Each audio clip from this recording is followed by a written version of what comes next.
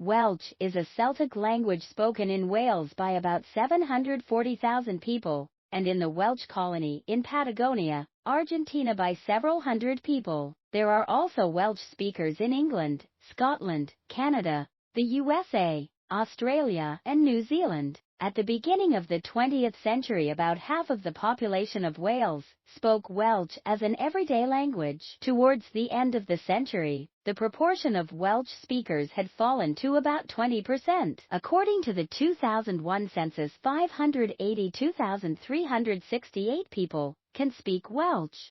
659,301 people can either speak, read or write Welsh, and 797,717 people, 28% of the population, claimed to have some knowledge of the language. According to a survey carried out by S4C, the Welsh language TV channel, the number of Welsh speakers in Wales is around 750,000, and about 1.5 million people can understand Welsh. In addition, there are an estimated 133,000 Welsh speakers living in England, about 50,000 of them in the Greater London area.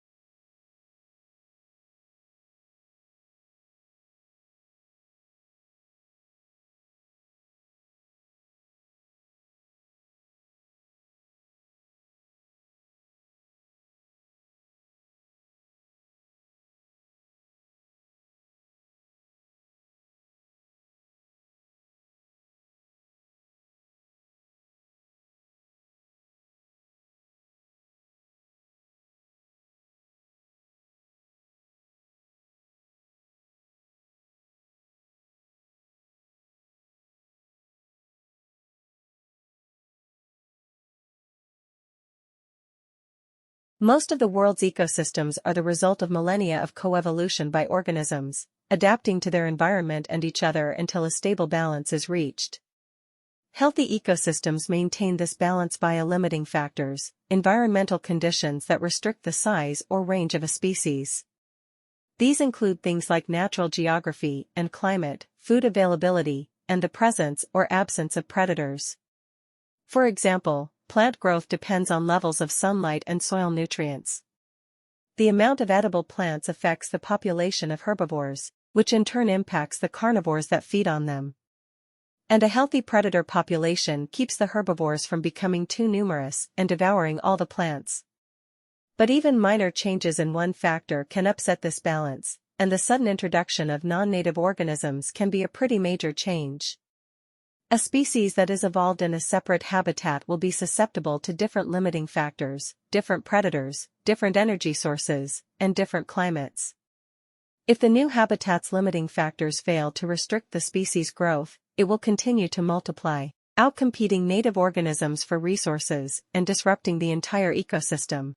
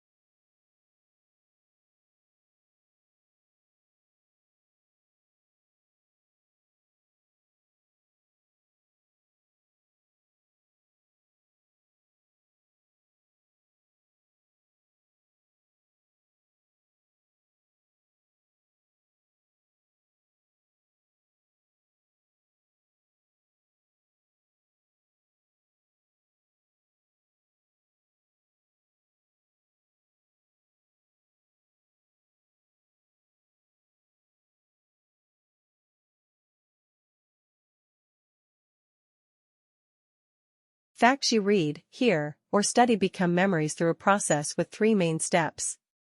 First comes acquisition, the moment you encounter a new piece of information. Each sensory experience activates a unique set of brain areas. In order to become lasting memories, these sensory experiences have to be consolidated by the hippocampus, influenced by the amygdala, which emphasizes experiences associated with strong emotions. The hippocampus then encodes memories, probably by strengthening synaptic connections stimulated during the original sensory experience. Once memory has been encoded, it can be remembered or retrieved later. Memories are stored all over the brain, and it's likely the prefrontal cortex that signals for their retrieval. So how does stress affect each of these stages? In the first two stages, moderate stress can actually help experiences enter your memory. Your brain responds to stressful stimuli by releasing hormones known as corticosteroids, which activate a process of threat detection and threat response in the amygdala. The amygdala prompts your hippocampus to consolidate the stress-inducing experience into a memory.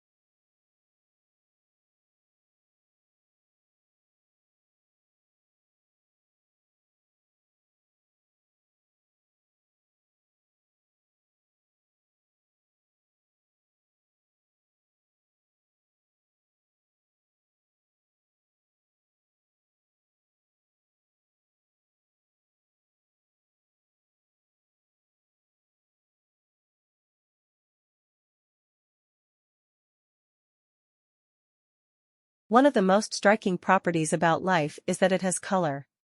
To understand the phenomenon of color, it helps to think about light as a wave. But, before we get to that, let's talk a little bit about waves in general. Imagine you're sitting on a boat on the ocean watching a cork bob up and down in the water.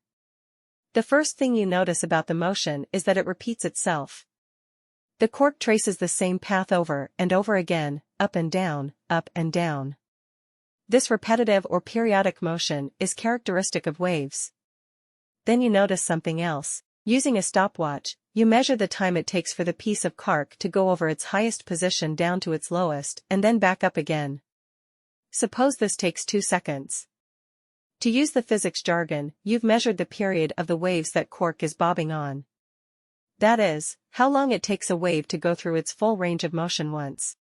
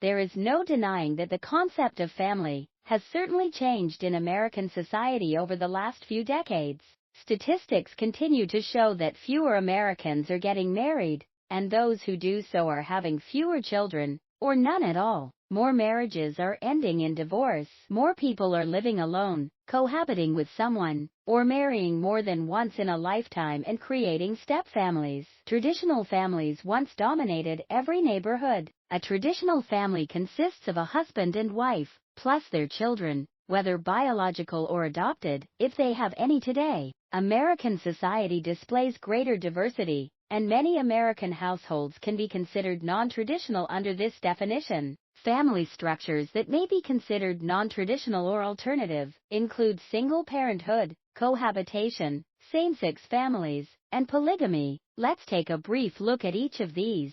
Single parenthood was fairly common prior to the 20th century due to the more frequent deaths of spouses.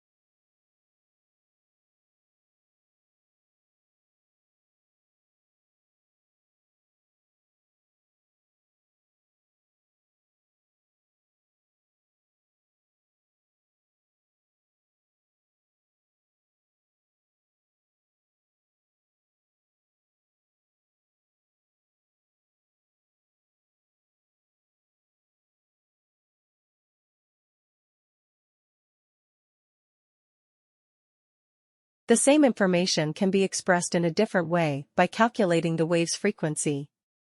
Frequency, as the name suggests, tells you how frequent the waves are.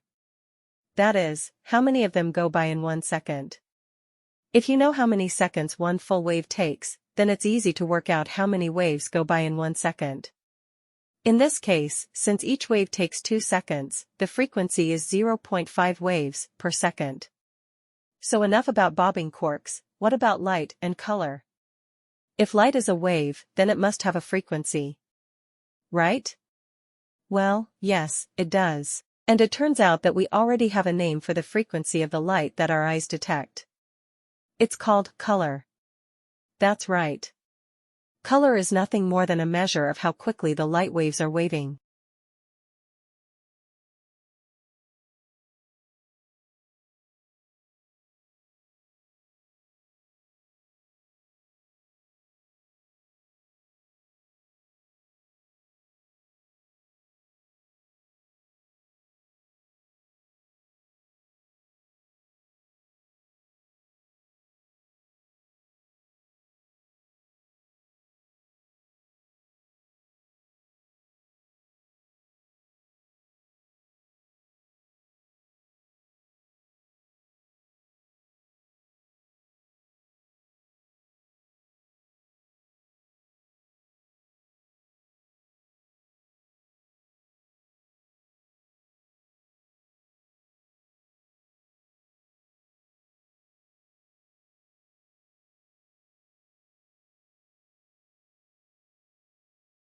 What is bipolar disorder?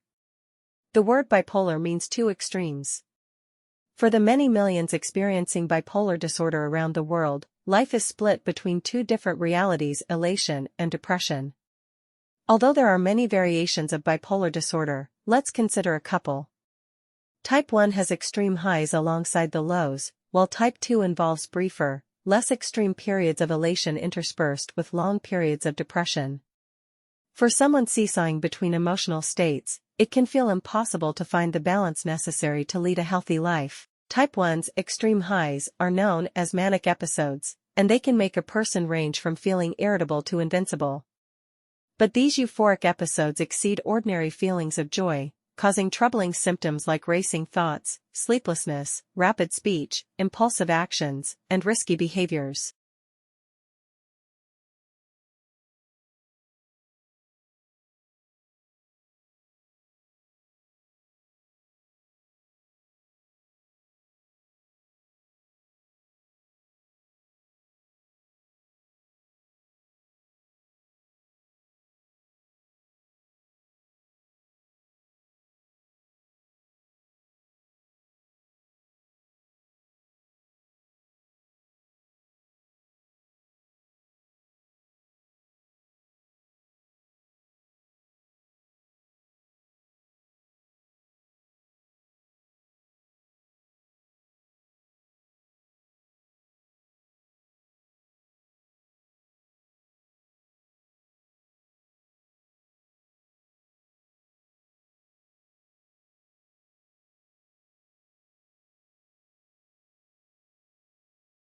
In 2019, a study led by Zurich's Crowther Lab analyzed satellite imagery of the world's existing tree cover.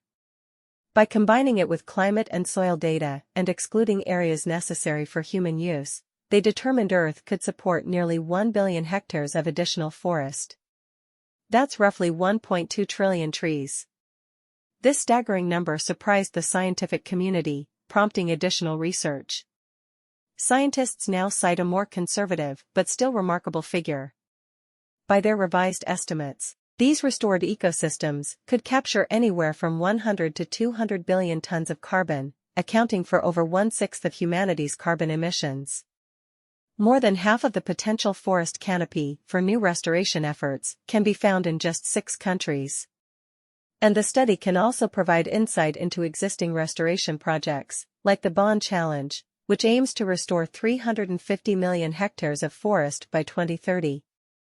But this is where it gets complicated. Ecosystems are incredibly complex, and it's unclear whether they're best restored by human intervention. It's possible the right thing to do for certain areas is to simply leave them alone.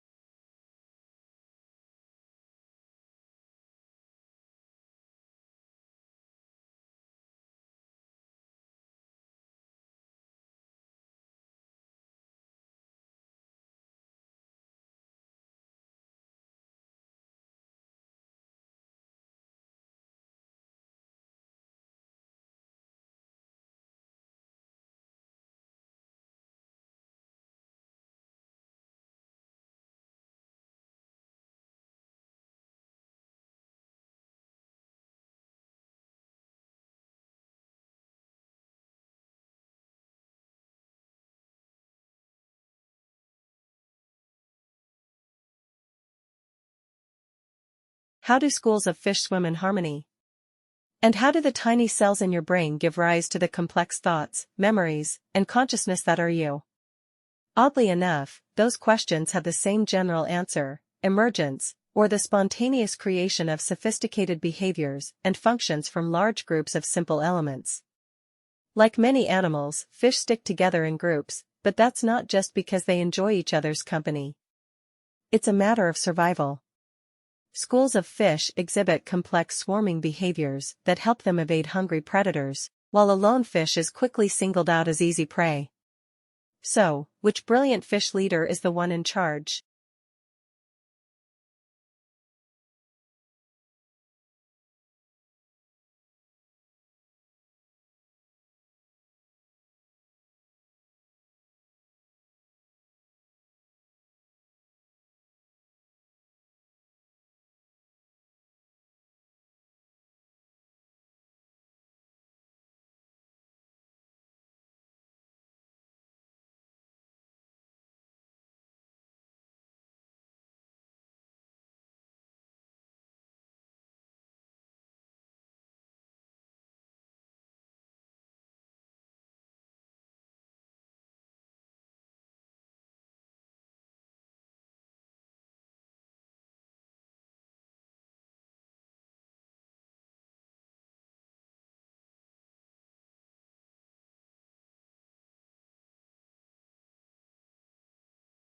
Actually, no one is, and everyone is. So, what does that mean? While the school of fish is elegantly twisting, turning, and dodging sharks in what looks like deliberate coordination, each individual fish is actually just following two basic rules that have nothing to do with the shark. 1. Stay close, but not too close to your neighbor, and 2. Keep swimming.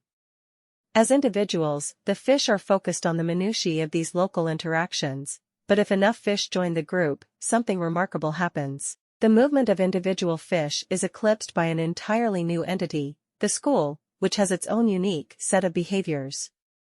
The school isn't controlled by any single fish. It simply emerges if you have enough fish following the right set of local rules. It's like an accident that happens over and over again, allowing fish all across the ocean to reliably avoid predation. The sensation of fullness is set in motion as food moves from your mouth down your esophagus. Once it hits your stomach, it gradually fills the space. That causes the surrounding muscular wall to stretch, expanding slowly like a balloon.